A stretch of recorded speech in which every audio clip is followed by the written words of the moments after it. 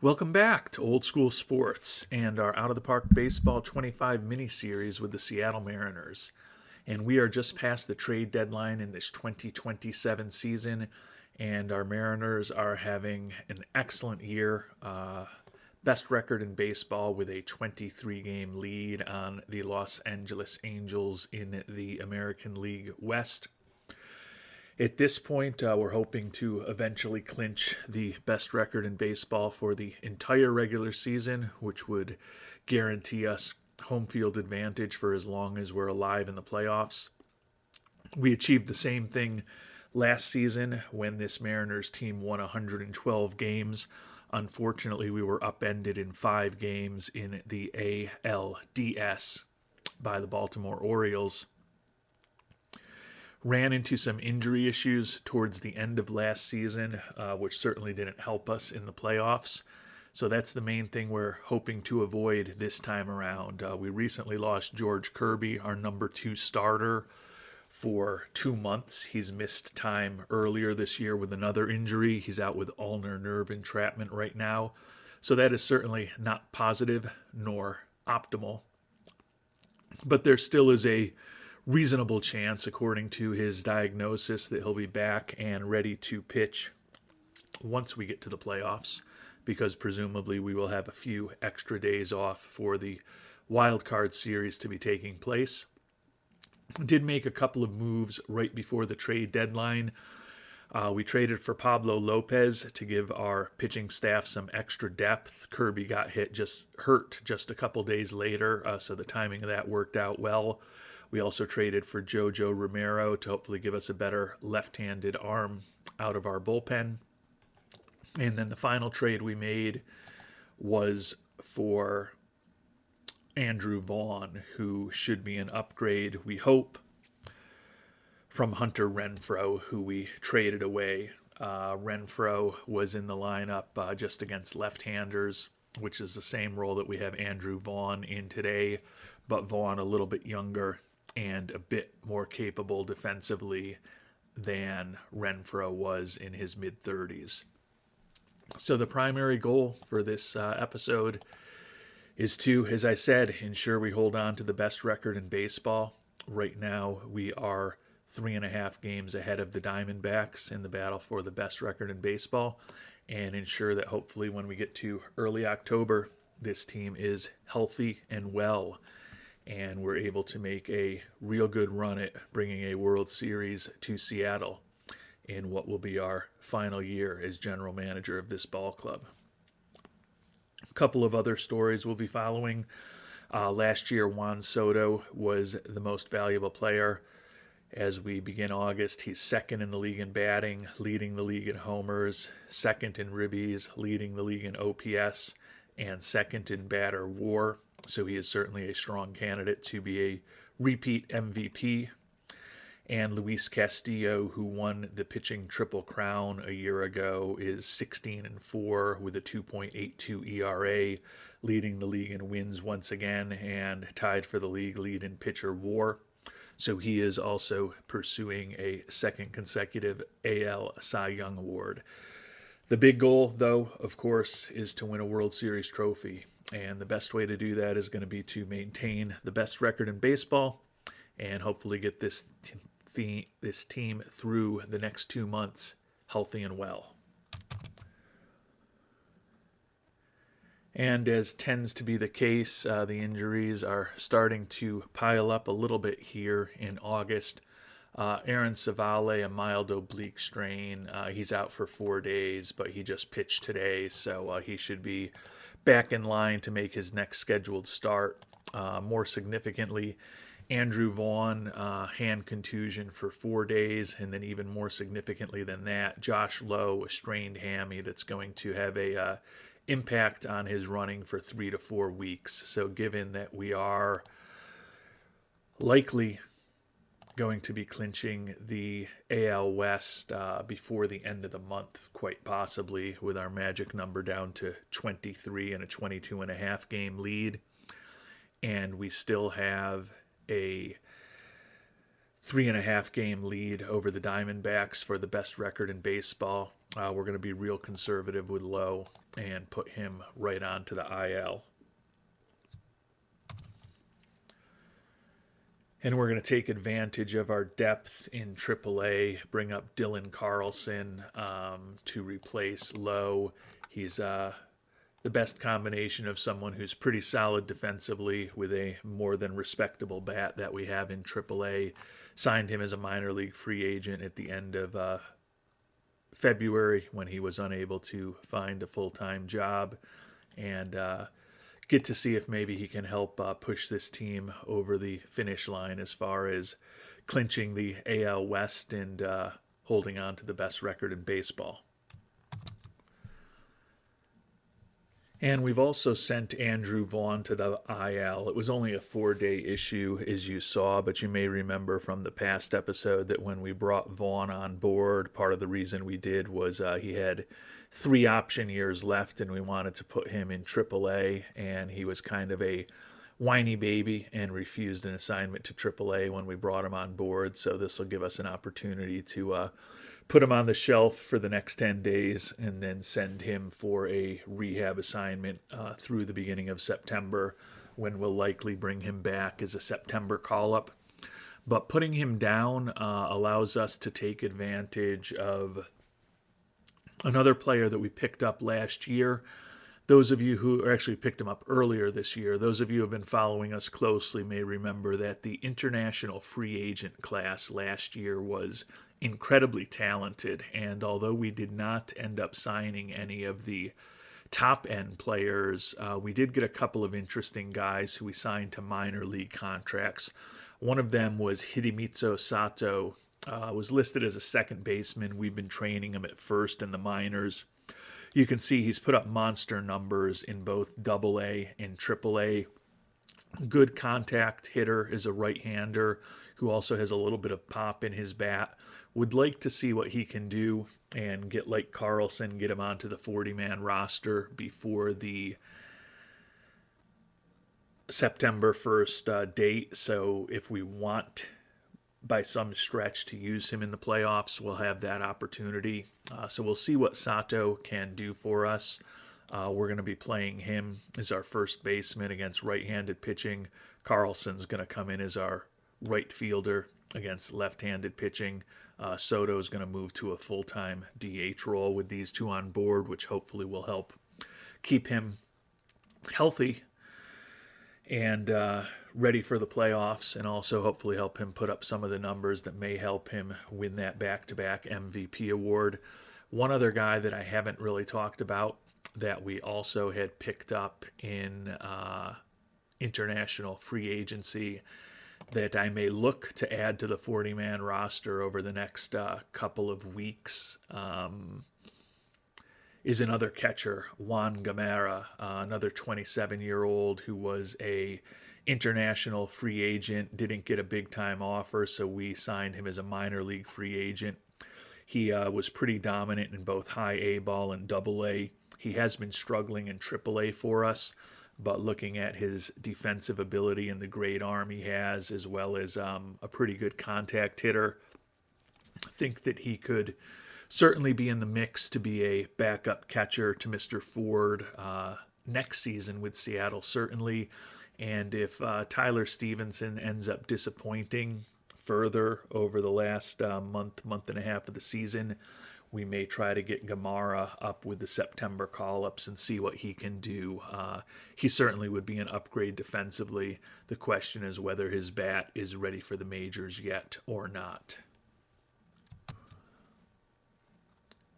And we've made our September call-ups. We brought Bryce Miller back from the minors. He'll be working for us in long relief again. And then we brought up 3 position players. We did bring up Juan Gamara. He hadn't been hitting great in AAA, just a $183. But we do like his defense, and over the month of September, we're going to put him right into the starting lineup as our catcher against left-handed pitching. We also brought up Noah Campbell, the utility infielder who was up briefly at the end of last year. He's been training as many positions as possible down in AAA. Still view him as likely more of a 4A guy than anything else. But like the versatility that he'll bring to us. And then we also called up William Lugo, Rule 5 pick that was our starting first baseman last year against left-handed pitching. He's been getting some seasoning down in AAA this year, also kind of learned to play both corner outfield spots. Not necessarily at an incredibly high level, but he is able to at least go out there and give a representative job in left field and right field. So we're going to be making more moves going forward. 13 days left on Vaughn's rehab assignment. Once he's back, we'll likely be sending either a Lugo or a Campbell or a Sato or a Gamara down to AAA. Josh Lowe should be back soon also. Supposedly he's only injured another 3 days, which will also necessitate sending one of those players back to AAA. George Kirby's still 4 to 5 weeks away, so it's getting a bit questionable as to whether we'll have him for the first round of the playoff series. We would love to give him an opportunity to pitch in the final series of the season in October at Toronto, even if it's game 162, to at least hopefully shake off a little rust. But it definitely is questionable whether he will be healthy by then. Had a bit of a less successful month in August for us. Our least successful month of the year, just a 500 winning percentage. So at 85 and 47, we've slipped back a little bit in the torrid pace that we put together the first 4 months of the season. We've slipped to third in the American League in runs scored, still first in the AL in runs allowed. And as we sit here on September 1st, up 21 and a half games on the Angels, still 9 away from clinching the AL West. So hoped maybe we would be able to do it in August. Not the case, but hopefully we'll get that taken care of this first week of September. As far as the best record in the American League, it's getting a bit closer. The Red Sox have been playing really well. They are only 3 games behind us for the best record in the AL. And at this point, we're only up 1 game on the Diamondbacks for the best record in baseball. So that 500 record that we put up in August made things a lot more interesting as far as our potential playoff positioning. And we've simmed almost 2 weeks into September, and we just clinched the division today. So as you might have guessed, that means we haven't been playing as well lately. 88 and 55 record, 19 and a half up on the Angels in the division now, but we've lost 6 in a row. We are now 5.5 games behind the Diamondbacks, who have won 9 in a row for the best record in baseball, and we've actually fallen behind the Red Sox now for the best record in the AL. Now we're kind of having to think about whether we can hold off the Guardians, who are only 3.5 games behind us, to ensure that we get a first round bye. Maybe we've gotten a little bit complacent over this last month and a half since the start of this episode. The team definitely not playing nearly as well as we did the first part of this season, 16 and 21 over the past month and a half. Still third in the AL in runs scored, still first in the AL in runs allowed. So we've gotten a little bit unlucky recently. We're now 3 games below Pythagorean expectations. Certainly would hope that we get things straightened out and are playing better over the next few weeks as we get prepared for the playoffs. Vaughn will be ending his rehab assignment soon. Harry Ford banged up with a quad strain, minimal impact on his running. But we've got already Gamara and Stevenson up, so we can afford to give him some rest. Kirby's still looking like he's 3 weeks away, so it's very questionable whether we'll get to pitch him in that final series of the year.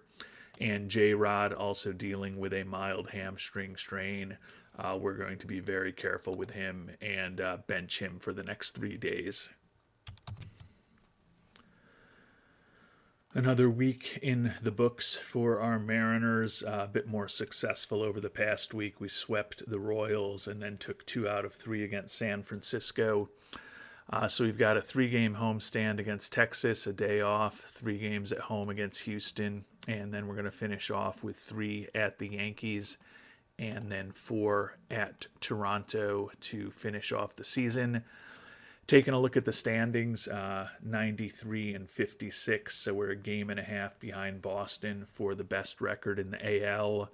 But we are 4 games up on Cleveland for the second best record among a division winner. So still in a pretty good position to at least have a first round bye.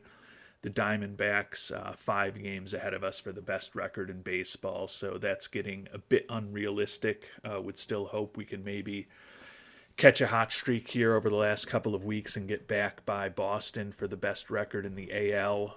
But we definitely have not been playing as well in this episode as we had through the first 4 months of this season. And it was another good week for Seattle, so we have been starting to improve our fortunes. We took 5 out of 6 this week at home, 2 out of 3 against Texas, and then we swept the Astros. So 7 games left, all on the road in New York and Toronto for us. Another good piece of news, Kirby only 4 days away from being able to return from that injury, so we will be able to pitch him in that last series against Toronto to hopefully shake off a little bit of rust and see exactly what he is looking like post that significant injury. Taking a look at the standings with 1 week to go at 98 and 57, Boston continues to play really well. So they're still a game and a half up on, or 1 game up on us for the best record in the American League. And the Diamondbacks are 2 games up on us for the best record in baseball. So we're closing the gap a little bit. The question is whether we're going to run out of time to catch those 2 teams. And we took 2 out of 3 against the Yankees, so just 4 games left to play, and Kirby ready to come back, so that will work out well to be able to pitch him one of the final games of the year. Taking a look at the standings, we're up to 100 wins again, 158, game behind Boston still, and Arizona is now 3 games ahead of us for the best record in baseball, so outside chance maybe we can get by Boston over these last 4 games. The good news is that we are 8 up on the Guardians, so we are going to have a first round bye, and we'll have the home field advantage in the ALDS. But right now, if both Boston and us made it to the ALCS, we would unfortunately have lost out on home field advantage to the Red Sox. And we just won 11-4 in the first game against Toronto. We had Kirby on a pitch count, so he only went 4 1/3 innings, but 4 hits, no walks, 3 strikeouts, 2 runs, both earned. So not a vintage outing. Julio Rodriguez, a huge game, tied the Seattle regular season record for runs in a game with 5. Monster game for him, 2 for 3, 5 runs scored, a couple of ribbies, a couple of walks. And he hit his 29th home run of the season. He has been incredibly productive this year, given that he's not even going to end up playing 100 games on the year. 329 average, 29 homers, and 77 ribbies in just 347 at-bats, a 181 WRC plus. So the goal now is to just keep this team healthy over these last 3 games of the regular season. Castillo just won Pitcher of the Month once again, 4-1 record with a 1.12 ERA and 5 starts. He is 23-6 this year after going 24-1 a year ago and winning the pitching Triple Crown in addition to the Cy Young Award. He's going to be a strong contender again this year. Just like Soto, although he's slowed down a little bit, the batting average has dipped to 282, is going to once again be a strong candidate for MVP. Castillo is going to be a very strong candidate for the Cy Young Award again. You can see he's actually got a very outside shot at this point of winning a second consecutive pitching Triple Crown. It's funny, Ricky Tiedemann is the guy who he was 10 strikeouts ahead of last year when we pitched Castillo near the end of the season. Looks like Tiedeman's probably going to go again against us today. So pretty unlikely that Castillo is going to strike out 10 more batters than Tiedemann does in their final starts of the year. Actually, I don't know if we're even going to... Yeah, Castillo did pitch 4 days ago. I think we may be a little more circumspect and cautious with him this time around, given that it's very unlikely he's going to be able to catch Tiedemann to win the pitching Triple Crown a second straight year. We'll probably just bench Castillo the rest of the way, so he'll be set to be pitching game 1 and completely healthy for us in the ALDS.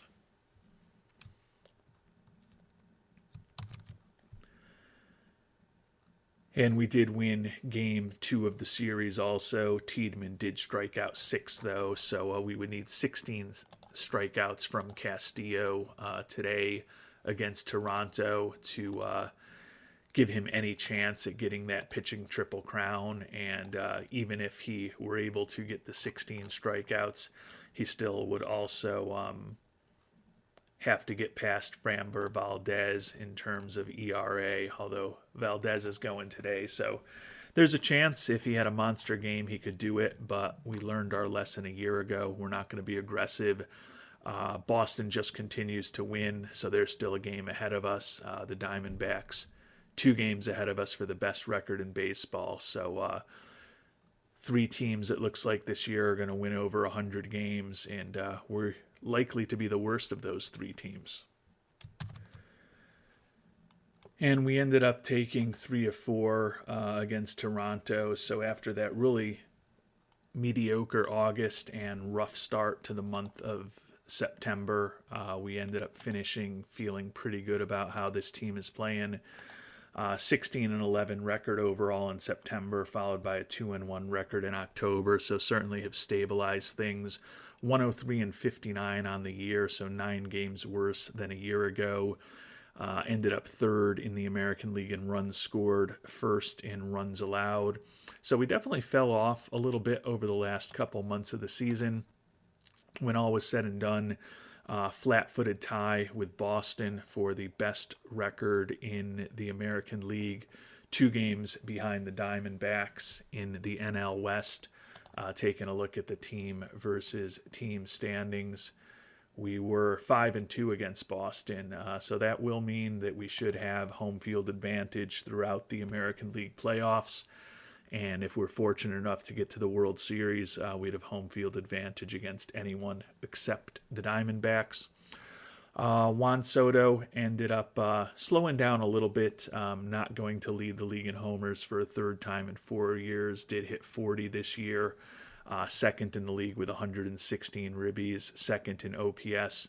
Julio Rodriguez, just an absolutely incredible season. Played just 94 games, and he still led the American League with a 7.3 WAR. That is just an incredible season. 331 average, 30 homers, 80 ribbies. Don't love that he's fragile physically now, but put up a 183 WRC plus. So just an incredible year from J-Rod. Luis Castillo, as we talked about, another incredible year from him as well. Leads the league in wins for a 2nd consecutive year, 2nd in ERA, 3rd in strikeouts, leads the league in pitcher WAR again. Aaron Savale, 3rd in the league in wins. Logan Gilbert, 3rd in the league in pitcher WAR. So Castillo going to be a very strong candidate for a back-to-back Cy Young Award, and 24 and 23 wins in back-to-back seasons is a very old-school type pitching performance from Luis Castillo. Leads the league in innings pitched again, quality start percentage, and WAR, as we talked about. So most importantly, we've got nobody on the injured list, and no one on the major league roster at this point is banged up at all either. So we're going to have some interesting decisions to make to come up with our 26-man playoff roster. But the good thing is we'll be making those positions from a position of strength with everyone on the team healthy. And we will find out how the playoffs go in this last run with the Seattle Mariners in our next episode. Until then, thanks so much for watching and hope you have a great day.